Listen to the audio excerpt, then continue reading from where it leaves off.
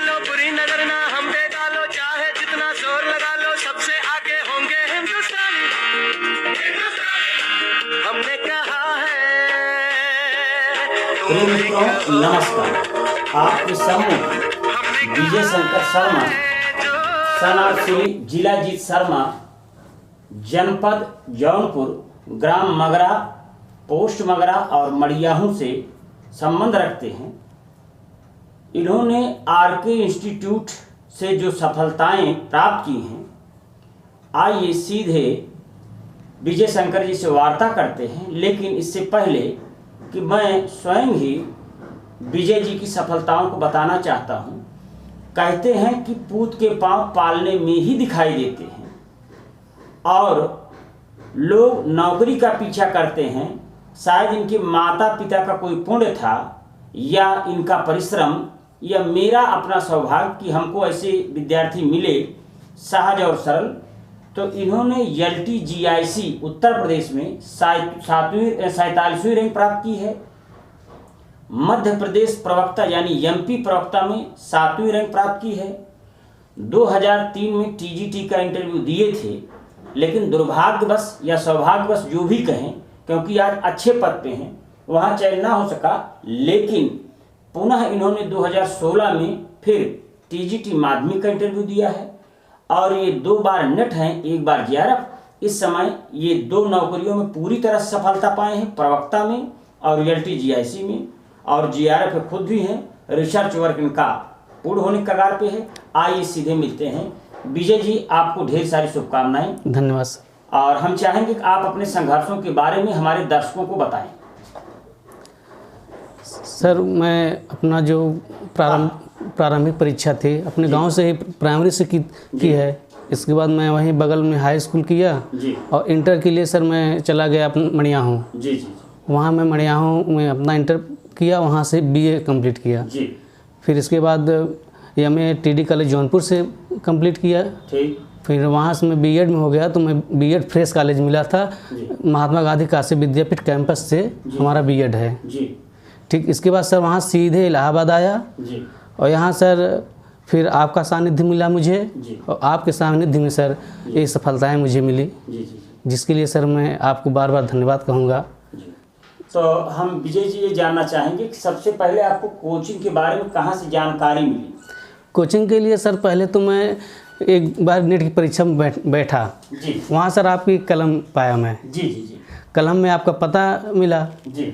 तो इसके बाद मैं कोचिंग खोजना शुरू किया, क्योंकि कलम उसमें पाया लेकिन खो गया रूम पहुँच। खो गए। जी सर, लेकिन इतना हाँ सर, इतना याद था आरके इंस्टीट्यूट अल्लाहपुर, इतना सर याद था मुझे। जी। तो मैं 3 दिन तक लगातार कोचिंग खोजा। जी। और कोचिंग इसके बाद एक लोग यहीं बगल में पूछे तो कहें संस्कृत कोचिंग करेंगे। हम कहे जी। कहें तो आरके सर हैं, चले जाइए। हम कहे हाँ, उन्हीं तो खोज रहे हैं हम। तो फिर आया सामने, यहाँ आपका बोर्ड लगा था, तो फिर अंदर घुसा। उस समय आप सर उत्तराखंड इंटरव्यू देने गए थे। जी जी। तो उस दिन मुलाकात सर आपसे नहीं हुई।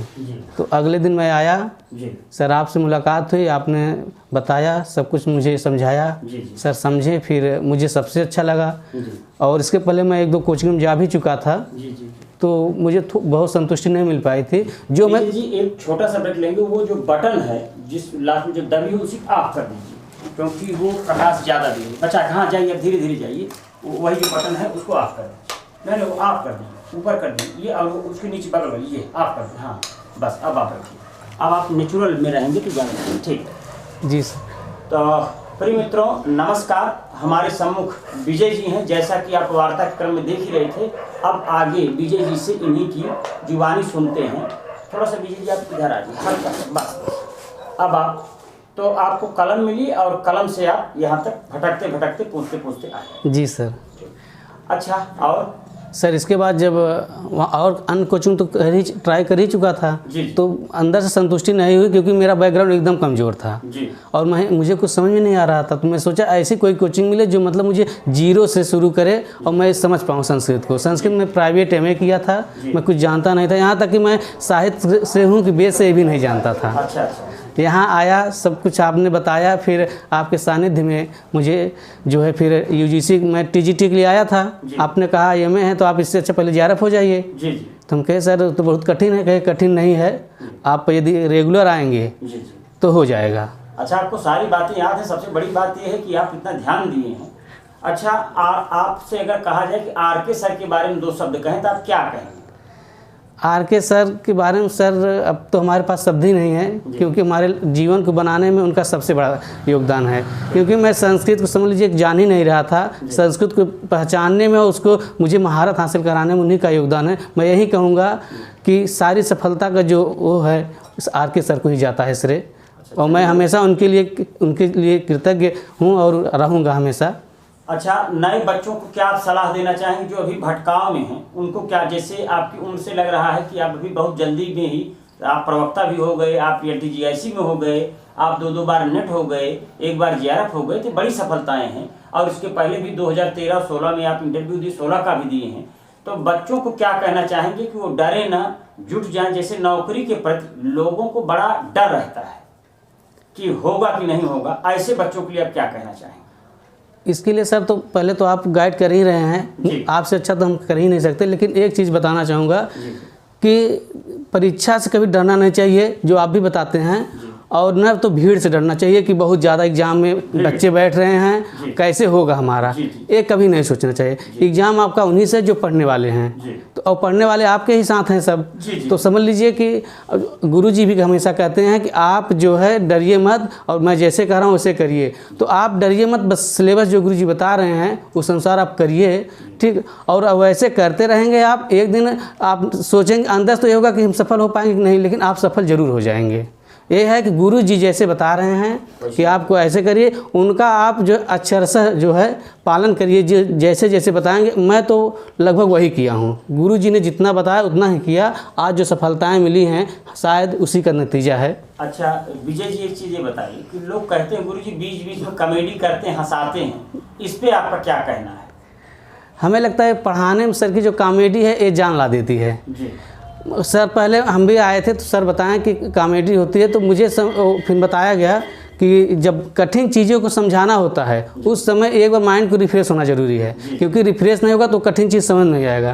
तो वो कॉमेडी, वहाँ पे कॉमेडी होने के बाद हम लोग हंस लेते हैं, हंसने के बाद पूरा प्रेशर हट जाता है, और उसी में सर जो है कोई कठिन चीज़ जो नहीं समझ में आती है झोंक देते हैं, और खटाक से दिमाग जो है इसको कैच कर लेता है, और कठिन चीज़ मुझे ऐसे समझ में आ जाती है जैसे कि समझिए कि बहुत सरल चीज़ हो। चलिए भाई, अच्छा एक चीज़ और बता दीजिए कि ये आर.के. सर कहते हैं कि शब्द रूप धातु रूप 3 दिन में पूरा याद करा देते हैं, ये कहाँ तक सत्य है? सर ये तो 100% सत्य है, याद भी मैं किया हूँ, और उसको मैं धातु रूप शब्द रूप, इसके लिए तो मैं कभी मतलब परेशान ही नहीं हुआ कि ये हमारा एग्ज़ाम में गलत होगा।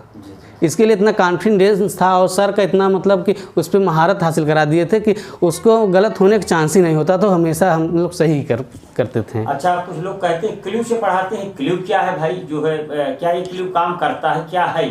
शर्मा जी बताइए थोड़ा। क्ल्यू का, सर का क्ल्यू तो समझिए कि बहुत ही अच्छा है। क्ल्यू के सहारे ही हम लोग हर एग्ज़ाम को लगभग क्लियर करते हैं, और क्ल्यू एक चीज़ है जो कन्फ्यूजन दूर करता है। आप वहाँ समय बचाना, जैसे एग्ज़ाम में समय बचाना बहुत ज़रूरी है, और जो चीज़ हम लोग सर के क्ल्यू से याद करते हैं वो खटाक से सही बैठता है और टिक मार्क निकल जाते हैं, तो हमारा उसमें एग्ज़ाम में कन्फ्यूज नहीं रहते हैं, क्लियर रहता है, तो एग्ज़ाम में टिक करके निकल जाते हैं, तो उसमें समय बचता है। और टिक करके ये भी आप जानते हैं मैंने बिल्कुल सही टिक किया है, सबसे बड़ी बात उसमें कॉन्फिडेंस रहता है कि ये सही है। क्ल्यू का यही एक बहुत बड़ा वो है योगदान कि आप जो पढ़ रहे हैं वो क्लियर रहता है। आप लगभग 75% प्रश्न तो एक समय में मतलब एक नज़र देखेंगे, टिक करते चले जाएंगे, बाकी आपके पास समय बचेगा, आप कठिन क्वेश्चन करेंगे और उसी में 2-4 और बढ़ जाएंगे, आप सबसे अलग हो जाएंगे। अच्छा, एक चीज़ और हम जानना चाहेंगे कि जो ये प्रश्न हमारे दिमाग में आ रहा है कि शर्मा जी, विजय जी, आप कोचिंग के बारे में, सर के बारे में, अपने बारे में निरपेक्ष रूप से जो कुछ कहना चाहते हो, सलाह, जो कुछ आपके स्वतंत्र विचार हो वो आप कहिए, इस पर कोई मेरा प्रश्न नहीं है। आप जो अपनी आत्मा की बात अगर कुछ कहना चाहते हो तो वो कर सकते हैं।